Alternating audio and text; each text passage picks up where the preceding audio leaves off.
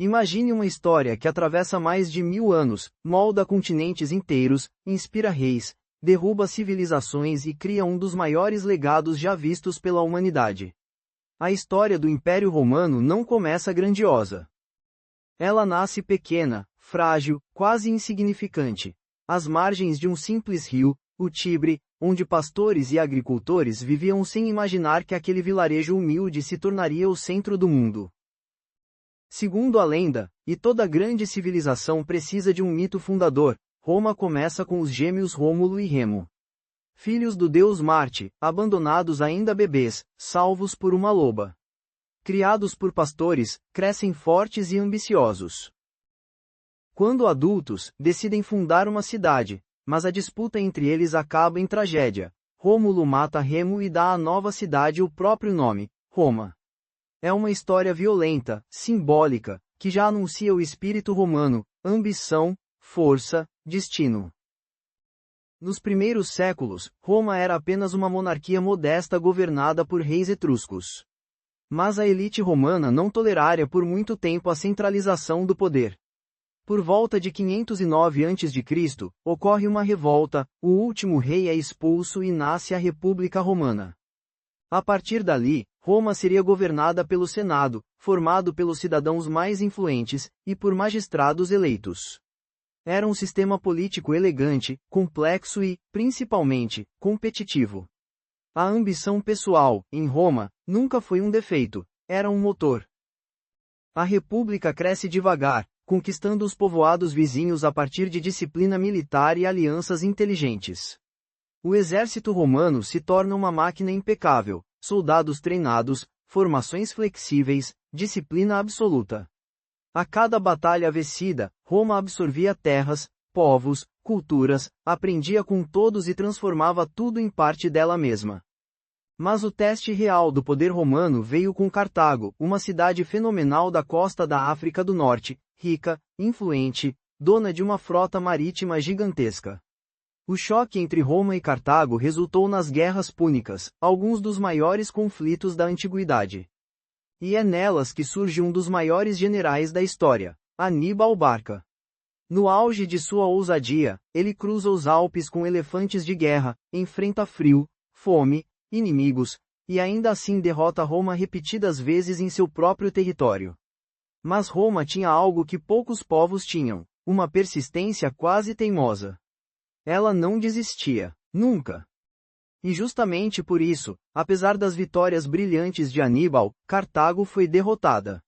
No fim da Terceira Guerra, os romanos destruíram a cidade completamente, espalharam sal no solo e declararam o Mediterrâneo o Mare Nostrum, nosso mar. A partir dali, Roma não era mais apenas uma república poderosa. Era a potência dominante do mundo mediterrâneo. A expansão continua. Grécia, Egito, Gália, Hispânia, Síria. Cada conquista traz riquezas, escravos, recursos, mas também problemas, desigualdade, corrupção e o aumento da influência dos generais. Nos anos seguintes, Roma seria palco de disputas políticas acirradas que colocariam em risco a própria república. E é nesse cenário turbulento que surge a figura de Júlio César. Carismático, brilhante, amado pelas tropas, temido pelo Senado, César conquista a Gália em uma campanha épica. Seu nome se torna sinônimo de poder. O Senado tenta barrar sua ascensão, mas ele responde atravessando o rio Rubicão, um ato de rebeldia que inicia uma guerra civil. César vence, se torna ditador vitalício e reorganiza o Estado romano. Mas seu poder assusta os senadores tradicionais, que temem o fim da república. É então que, no famoso dia 15 de março, César é apunhalado por conspiradores, inclusive por seu protegido Bruto. O assassinato de Júlio César não salvou a República, na verdade, acelerou seu fim. Novas guerras civis surgem, e delas emerge o jovem Otaviano, sobrinho neto e filho adotivo de César. Otaviano derrota seus rivais, inclusive Marco Antônio e Cleópatra no Egito, e se torna o líder absoluto de Roma. Em 27 a.C., recebe do Senado o título de Augusto.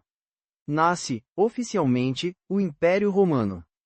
Após Augusto vêm imperadores marcantes, alguns brilhantes, outros controversos. Tibério, Calígula, Cláudio, Nero. Roma testemunha tanto grandes reformas quanto excessos terríveis. Mas também vê governantes sábios como Vespasiano, Trajano, Adriano, Marco Aurélio. O império atinge sua maior extensão territorial sob Trajano, indo da Grã-Bretanha até o Golfo Pérsico. Mas nada dura para sempre. Internamente, Roma começa a enfrentar problemas: economia pressionada, fronteiras imensas, corrupção, disputas políticas. Externamente, povos antes dominados ou contidos pelo exército romano começam a pressionar as fronteiras, principalmente os germânicos. No século III, o império entra em crise profunda. Imperadores se sucedem rapidamente, muitos assassinados pelo próprio exército. A economia vacila, moedas perdem valor, invasões se intensificam. Mas Roma ainda não cairia. Um novo líder forte surge: Diocleciano. Ele reorganiza o império, divide-o em duas metades, Oriente e Ocidente, para facilitar a administração. Depois dele, outro imperador marcante, Constantino, unifica o império temporariamente, adota o cristianismo como religião legal e funda uma nova capital, Constantinopla. Com o tempo, o mundo romano muda profundamente. O cristianismo cresce, tradições antigas se enfraquecem, o centro político se desloca para o leste. O Império Romano do Oriente, futuramente o Império Bizantino, permanece forte, rico e duradouro. Mas o Império Romano do Ocidente enfraquece cada vez mais. Invasões bárbaras se intensificam: visigodos, vândalos, hunos de Átila, cidades são saqueadas, fronteiras ruem, Roma já não consegue manter um exército tão vasto.